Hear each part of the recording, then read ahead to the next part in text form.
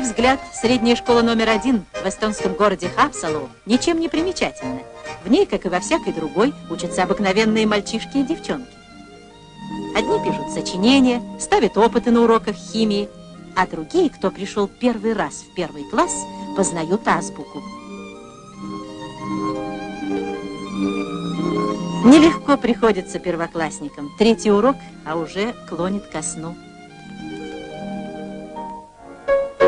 3-минутка бодрости дает отличную зарядку.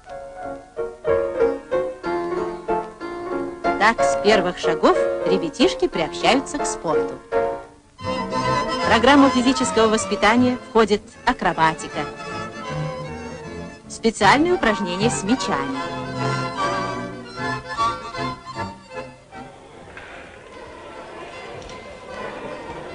Почти с первого класса ребята овладевают навыками баскетбола. Пройдет немного времени, и вчерашние новички смогут оспаривать звание чемпионов школы, как эти ученики старших классов.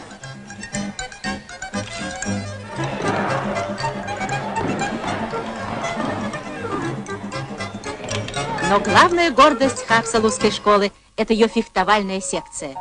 Десятиклассник Анс Веетеусме – многократный чемпион Эстонии. Ученица Эни Оя – первый клинок среди юниоров страны.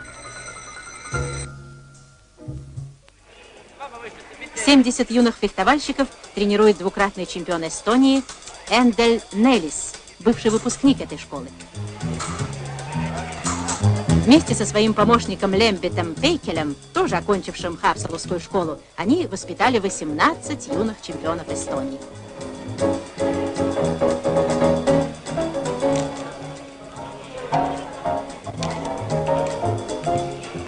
На фехтовальной дорожке Эни Оя и кандидат в мастера Аня Красавина.